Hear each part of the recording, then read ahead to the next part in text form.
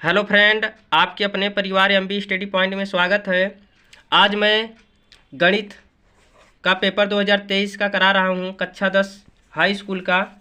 देखिए इसमें दो खंडों में यानी खंड अ और खंड ब। खंड अ में 20 क्वेश्चन है, बहुविकल्पी के सारे हैं जो OMR शीट में भरना है। और उसके बाद खंड ब में 50 नंबर के हैं। ठीक है, यानी खंड अ करवा रहे हैं। देखिए खंड अ में बहुविकल्पी क्वेश्चन। पहला क्वेश्चन है, किन्हीं दो धनात्मक पूर्णांकों ए और बी के लिए। अब ए और बी तो देखिए सूत्र होता है, पहला पद गुणित दूसरा पद बराबर होता है मस गुणित लस। ठीक है, तो देखिए यहाँ पे पहला पद गुणित दूसरा पद बराबर होता है मस गुणित लस। ये क्या है लाला? सूत्र है। तो देखिए इस वाले क्वेश्चन में यानी ए और बी का यानी पहला पद गुणित दूसरा पद, और इसका फिर ए और बी का मस भी निकाल लिया है और ए बी का लस भी निकाल लिया। यानी ये ऑप्शन नंबर जो डी है वो सही है पहले क्वेश्चन का। देखिए क्वेश्चन नंबर तो शून्योत्तर परिमेय संख्या और अपरिमेय संख्या का भागफल, यानी कि परिमेय संख्या जो है वो शून्य नहीं है। तो जब शून्य नहीं है तो देखिए परिमेय यानी रेशनल नंबर परिमेय संख्या मान लेते हैं 7/8 है। ठीक है, और अपरिमेय संख्या यानी इरेशनल नंबर मान लेते हैं √3/√5 है। ठीक है, अब इसका क्या करना, भागफल देना है। यानी कि परिमेय संख्या में अपरिमेय संख्या का भागफल देना, यानी कि लिखेंगे परिमेय संख्या बटा अपरिमेय संख्या बराबर। अब देखिए परिमेय संख्या 7/8 फिर बटा है √3/√5। जब भागफल आएगा तो जब बदलेगा ये गुणा में जाएगा तो यानी अंश का हर और हर का अंश हो जाता है। तो 7/8 गुणा √5/√3 तो आएगा √7/5/8/3। यानी देखिए परिमेय संख्या जो होता है हमारा एक पूर्ण संख्या के रूप में होता है। देखिए जिसे पूर्ण संख्या यानी 7 क्या है, पूर्ण संख्या है। 8 भी एक पूर्ण संख्या है, लेकिन यहाँ देखिए पूर्ण संख्या नहीं, यानी कि 7 तो पूर्ण संख्या है लेकिन इसके साथ गुणा में √5 है तो पूर्ण संख्या नहीं आएगा। जिसका वर्गमूल निकालने पर पूर्ण संख्या न प्राप्त हो तो उसे क्या कहते हैं, अपरिमेय संख्या। तो क्या है हमारा, अपरिमेय संख्या है, यानी इरेशनल नंबर हमें है प्राप्त है। तो इरेशनल नंबर है यानी अपरिमेय संख्या। तो देखिए ऑप्शन में अपरिमेय संख्या दिया है, ऑप्शन नंबर बी। तो क्या करेंगे, इसे सही करेंगे। देखिए क्वेश्चन नंबर 3, m बराबर 5 दिया है और n बराबर दिया है m+7, तो √m² प्लस n स्क्वायर का मान निकालना है। तो देखिए कौन सा ऑप्शन सही है। अब देखते हैं 65 है, 26 है और 13 है, 17 है। तो देखते हैं कौन सा ऑप्शन सही है। देखिए क्वेश्चन सॉल्व करते हैं। क्वेश्चन नंबर 3, m बराबर दिया है 5 और n बराबर दिया है m+7। ठीक है, m+7 है। अब मान किसका पूछा है, तो देखिए पहले n का मान निकाल लेते हैं। n, अब देखिए n बराबर m का मान कितना है 5, तो यहाँ रख लेते हैं 5 + 7, तो n बराबर कितना हो गया लाला, 12। n बराबर 12 और m बराबर 5 है।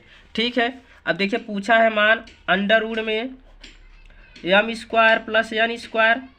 अब इसका मान निकाल लेते हैं m² यानी कि m की जगह कितना रखेंगे 5, तो 5 की स्क्वायर प्लस है तो प्लस, फिर n², तो n का मान कितना है 12, तो 12 की स्क्वायर। इसका क्या करेंगे √। तो 5 की स्क्वायर करेंगे तो 5 × 5 = 25 और प्लस 12 में 144। तो जब 144 तो जोड़िए 5 × 4 = 9 और 4 × 2 = 6 1, यानी 169। किसका वर्गमूल है 13 का, यानी कि इसका मान कितना आया, √m² प्लस n² का मान कितना आया, 13 आया। तो देखिए विकल्प में यानी देख रहे हैं कि यानी 65, 26, 13 और 17, यानी क्वेश्चन नंबर 3 का विकल्प नंबर सी सही है। देखिए question number 5, a1x plus b1y plus c1 बराबर 0, a2x plus b2y plus c2 बराबर 0 तो रैखिक समीकरण है यदि a1/a2 b1/b2 और c1/c2 हो तो देखिए अगर ऐसा कंडीशन रहता है तो यानी रेखाएं क्या होती हैं, समपाती होती हैं। देखिए कंडीशन, देखिए जब a1/a2 बराबर b1/b2 बराबर c1/c2 तब क्या होती हैं, दोनों रेखाएं समपाती होती हैं। दोनों रेखाएं समपाती होती हैं। और जब a1 यानी ये पहला कंडीशन है और दूसरा कंडीशन है, हम अपने a1/a2 नॉट इक्वल b1/b2 जब एक कंडीशन होता है तब क्या होती हैं, दोनों रेखाएं प्रतिच्छेद करती हैं। क्या करती हैं, प्रतिच्छेद करती हैं। फिर देखिए तीसरा कंडीशन, a1/a2 बराबर b1/b2 नॉट इक्वल c1/c2 जब ऐसा होता है तो दोनों रेखाएं क्या करती हैं, दोनों रेखाएं एक दूसरे के समांतर होती हैं। क्या होती हैं, समांतर होती हैं।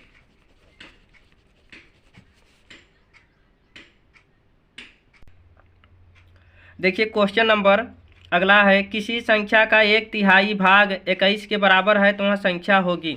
देखिए माना संख्या x है, सॉल्व करते हैं हल। माना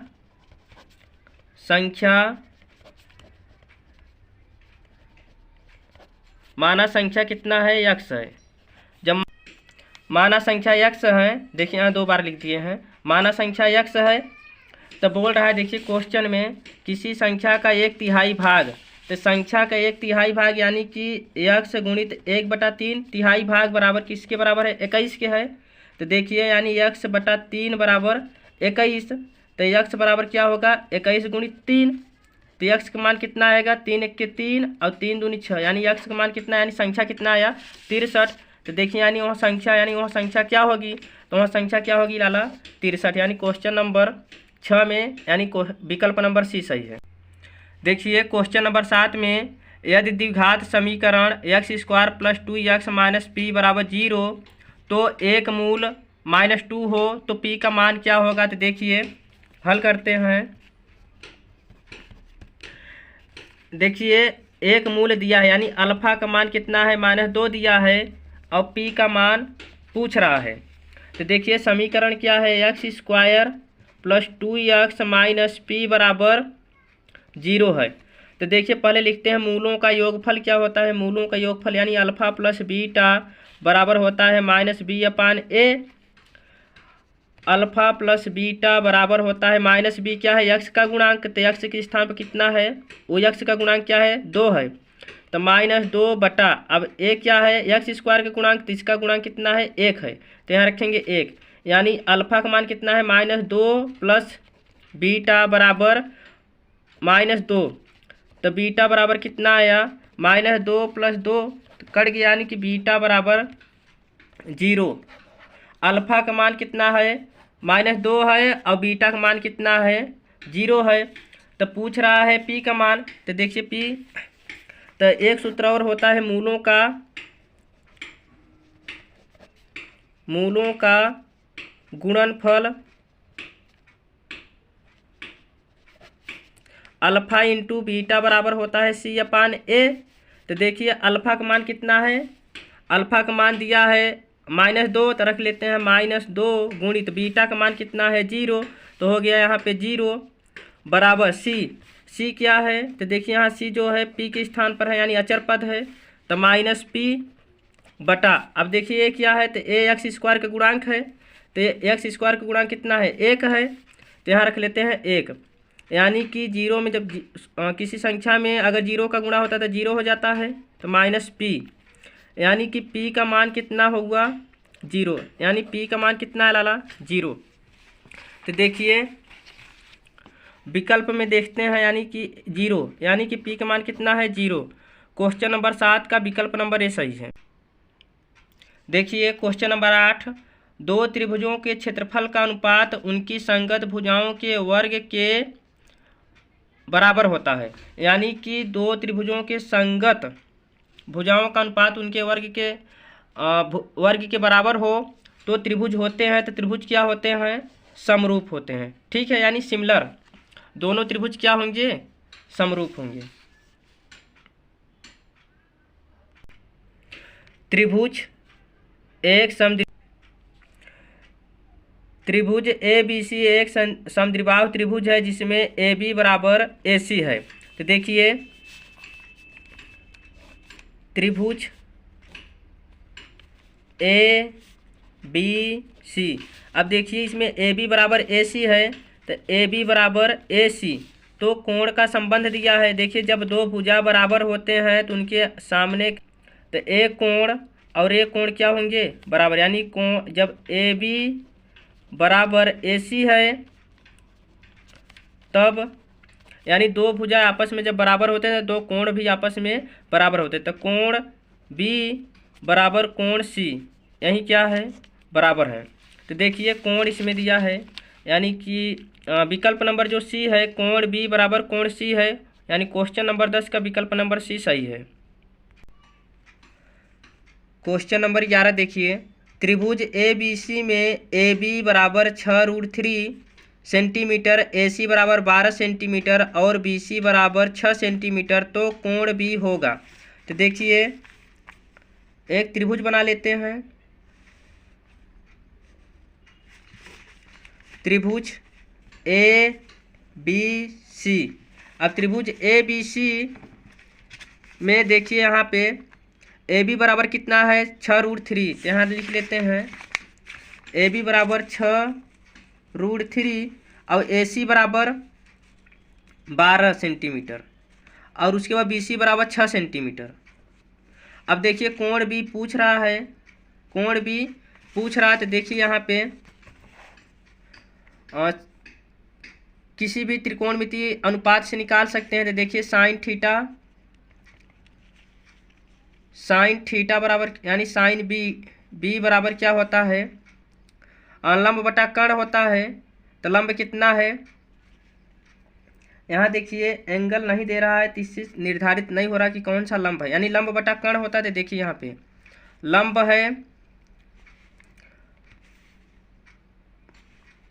6√3, तो 6√3 लंब बटा कर्ण 12, तो 6 दूनी 12, तो साइन बी बराबर √3/2, तो साइन बी बराबर साइन 60 अंश का मान है, तो साइन कट गया तो बी का मान यानी कोण बी कितना आ गया लाला? 60 अंश। देखिए एक और तरीका से निकाल सकते हैं। tan बी बराबर होता है tan थीटा बराबर होता है लंब बटा आधार। तो लंब कितना है? 6√3, आधार कितना है? 6, तो 6 से 6 कट गया तो tan बी बराबर √3, तो tan बी बराबर कितने का मान है? tan 60 अंश का मान है। तो tan से tan कट गया तो कोण बी कितना आया? 60 डिग्री। यानी जो कोण बी का मान आ रहा है देखिए यहाँ पे कोण बी का जो मान आ रहा है यानी 120, 90, 60, 15, तो यानी कोण बी का मान कितना आएगा? 60 डिग्री आएगा। देखिए साइन ए बराबर कॉस ए, तो ए का मान यानी कोण ए का मान क्या होगा? तो देखिए ए दोनों आपस किस एंगल पे बराबर होते हैं? इनका मान यानी कॉस। देखिए साइन 45 अंश का जो मान होता है 1/√2, वहीं कॉस 45 अंश का मान होता है 1/√2। यानी कि ए दोनों कब बराबर हो रहे हैं? साइन 45 अंश बराबर कॉस 45 अंश बराबर 1/√2 यानी कि कोण ए का मान कितना होगा? 45, यानी 45 डिग्री पर दोनों क्या होते हैं? बराबर। तो इसमें देखिए इसमें कौन सा सही है? यानी 45 यानी कि ए का मान क्या होगा? तो 45 डिग्री होगा। कितना होगा? 45 डिग्री। देखिए क्वेश्चन नंबर 14 में कोण ए का मान दिया है 30 डिग्री, तो 1 + tan स्क्वायर ए अपान 1 + cot स्क्वायर ए का मान क्या होगा? तो देखिए कोण ए का मान दिया है 30 डिग्री, तो पूछ रहा है 1 प्लस tan स्क्वायर ए बटा 1 प्लस कॉट स्क्वायर ए, इसका मान निकालना। तो देखिए 1 प्लस tan यानी tan 30 अंश का मान देखिए यहाँ पे लिख देते हैं। tan 30 अंश का मान जो होता है 1/√3 होता है, और tan काट 30 अंश का मान होता है √3। तो देखिए यहाँ पे रखना है, तो 1 प्लस tan स्क्वायर, तो tan स्क्वायर हो जाएगा तो 1/√3, तो क्या हो जाएगा 1/3। अब बटा 1 प्लस, और काट 30 अंश का मान होता है √3, तो इसका जब वर्ग करेंगे तो क्या हो जाएगा 3, तो यानी 3, तो 3 1 के 3 1 4/3, और फिर उसके बाद 3 1 4, तो जब ये गुणा में चेंज करेंगे तो 4/3, और अंश का हर और हर का अंश होगा, तो 1/4, तो 4 से 4 कट गया तो 1/3, यानी आंसर कितना आया 1/3। तो देखिए इसमें विकल्प में 4/3 माइनस 1 3 और 1/3, यानी 1/3 आंसर सही है। दो वृत्तों का व्यास 4:9 है, तो वृत्तों की परिधियों का अनुपात क्या होगा।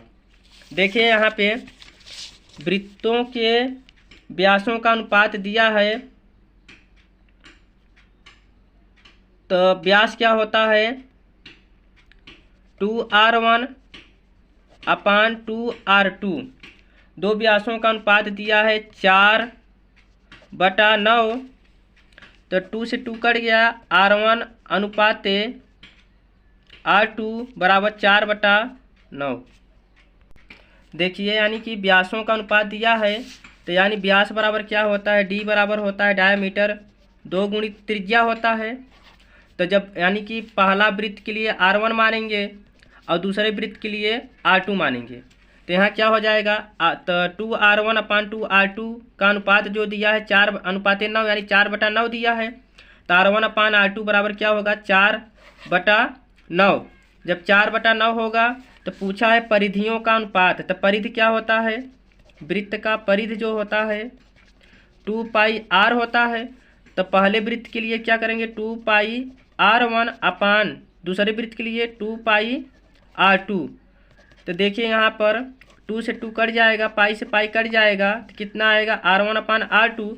तो r1/r2 का मान कितना है 4:9, यानी 4:9, यानी r1/r2 बराबर 4/9, तो r1/r2 बराबर 4:9, यानी कि जो वृत्तों के व्यासों का अनुपात है वहीं परिधि के परिधियों का अनुपात भी आएगा।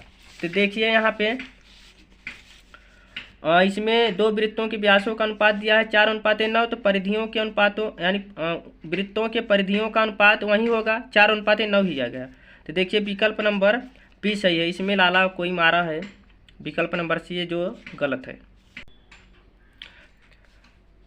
देखिए क्वेश्चन नंबर 18, किसी बारंबारता बंटन का माध्य का मतलब होता है समांतर माध्य 24.1 है और बहुलक 28 है, उसका माध्यक का मतलब होता है माध्यिका पूछ रहा है। ठीक है, तो देखिए अब कौन सा विकल्प सही है, क्वेश्चन सॉल्व करते हैं। देखिए सूत्र होता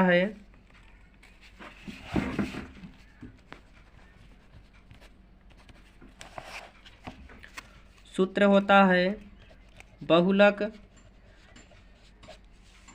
बहुलक बराबर होता है 3 माध्यिका माइनस 2 समांतर माध्य, यानी ये सूत्र है। ठीक है, अब इस सूत्र के माध्यम से निकालेंगे। अब देखिए यहाँ इसे सॉल्व करते हैं, तो देखिए इसमें बहुलक कितना दिया है 28 दिया है, और माध्य यानी समांतर माध्य कितना दिया है 24.1 दिया है।